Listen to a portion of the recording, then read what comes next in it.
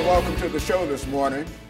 The topic this morning is some of the challenges of African American youth, and we're fortunate to have with us to talk about some of the challenges of African American youth, Pastor Kay Walker, Miss Stephanie Johnson, and Mr. Harold Shaw. Of course, let me welcome all three of you to the show this morning, Pastor.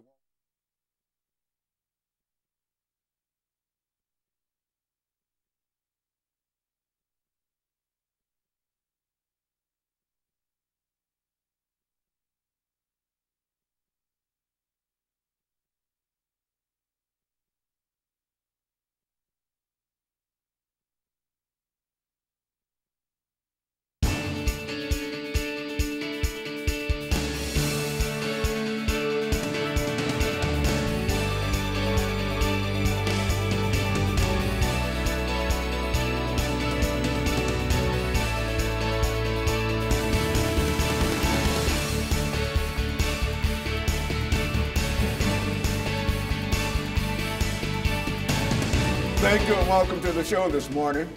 The topic this morning is the challenges of African American youth, and we're fortunate to have with us to talk about some of the challenges of African American youth, Pastor Kay Walker, Ms. Stephanie Johnson, and Mr. Harold Shaw. And of course, Pastor Walker, Ms. Johnson, and Mr. Shaw, let me welcome the three of you to the show this morning to talk about what I consider to be a very, very important topic, and a topic that the three of you have a lot of information in reference to it. And of course, Pastor Walker, you've been with us on many occasions, as well as Ms. Johnson, you might be new to this particular show, but the three of you should know that this first segment will be made up of what we call your background, education, and experiences. The idea is to give the audience some idea as to who you are, talking about the topic dealing with some of the challenges of African American youth. Then we'll have a break, and we'll come back for an 8-minute segment, and we'll give you an opportunity to further expand upon some of the challenges of African American youth, and then we'll have a break, and our final segment will be 10 minutes, and it gives us an opportunity to sort of bring together all of the information that we've tried to deal with this particular morning. And so let us start off, Pastor Walker, by having you to give us some information, some statements in reference to your background, your education, and some of your experiences. Ms. Johnson will do the same, as well as Mr. Shaw.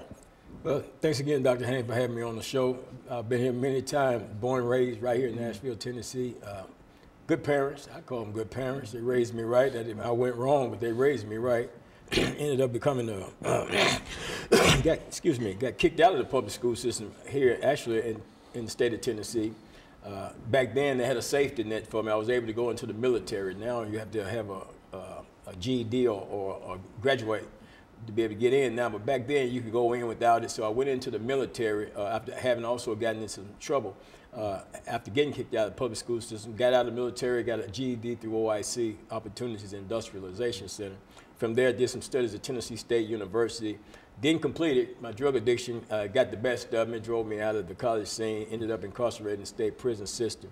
And just lived a lifestyle of crime for many years, 17 plus years drug addiction, crime, and all of that stuff back in 1986. To be exact, August 24th, God intervened in my life, called me away from that lifestyle of drug addiction and crime and everything, and called me into the ministry. And this is what I've been doing ever since.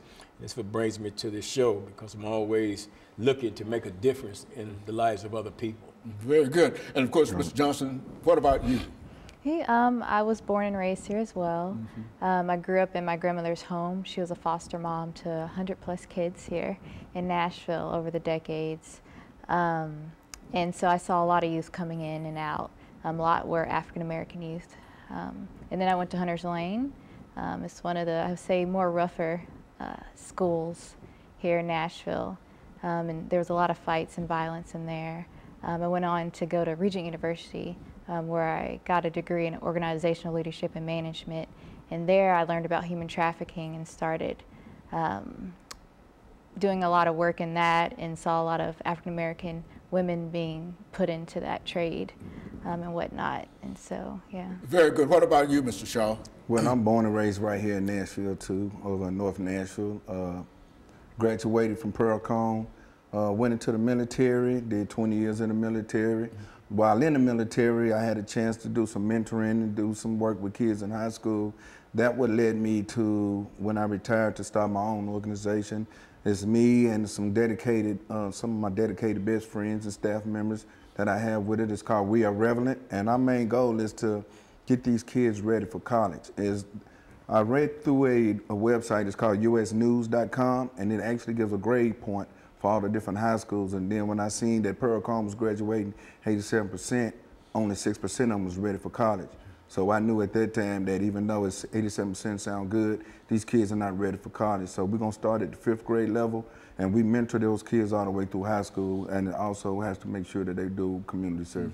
And so in a real sense, all three of you represent some efforts to deal with some of the challenges of African American youth. And what we'll do, we'll have our first commercial break, and then we'll come back and we'll allow the three of you to talk about something specifically in reference to some of the problems or some of the challenges or some of the successes of African American youth during this second period following this very, very short commercial break.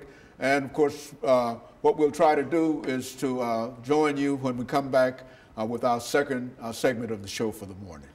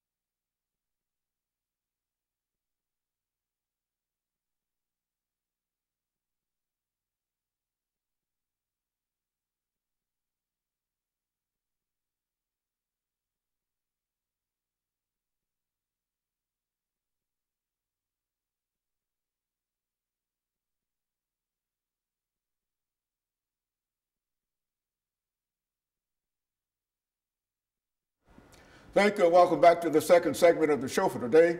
We're talking to Pastor Kay Walker, Ms. Stephanie Johnson, and Mr. Shaw. And they're giving us some information in reference to some of the challenges of the African American youth. And of course, let's start off with you, Mr. Shaw, by having you to think in terms of some of your activities and how this would fit into some of the challenges dealing with the African American youth, as well as we said earlier, some of the successes. And then Ms.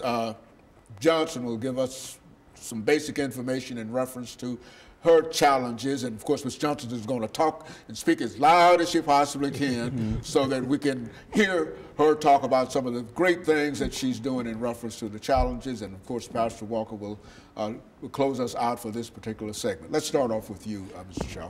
Well, some of the most important challenges that our kids have today is education.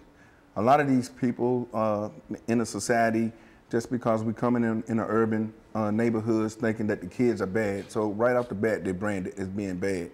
They're not bad. To me, I think they're just uninterested, and it's hard to, and it's kind of hard for the kids to be interested in something when the classes are overcrowded.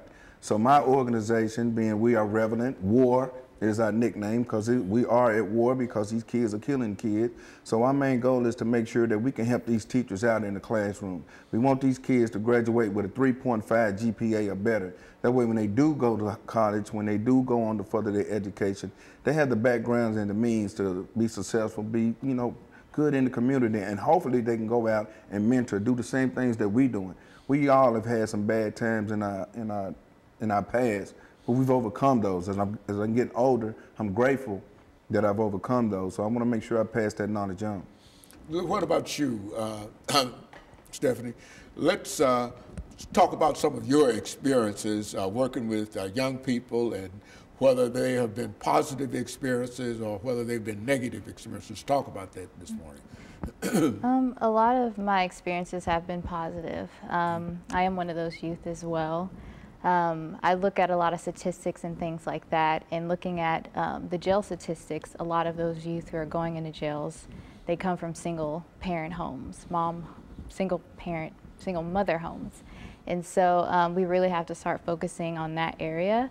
And then talking with the police department, they really believe that we need more volunteers in school. And so we see these two areas shouting to us about this is a problem. So if we can see the problem, like this young man, we can start to go in and really focus on it and solve it. Very good. And I think you mentioned earlier in reference to some of the problems that you've dealt with, dealing with incarceration and information that you have in reference to that. So make some statements in reference to that. So our DA's office is not the most, they're very lenient on things, and that's coming from state down. Like they don't want to be looked at as too hard or anything on crime, but a lot of the crime that's happening is repeat offenses. And I understand not wanting to put people in jail because we don't really have a reform system. But there are organizations who believe in reform, like Men of Valor, and I believe we need to support those organizations that are helping to reform people in prisons and be a little tougher in those areas, because if we know that the people that are committing the crimes are repeating it, then we have to do something about it. You know, Pastor Walker, I think we've talked about this so many times that we assume that everybody understands exactly some of the challenges that our youth face. But at the same time, each time we turn on the television show or read the newspaper and et cetera, we find many, many lives that have gone wrong.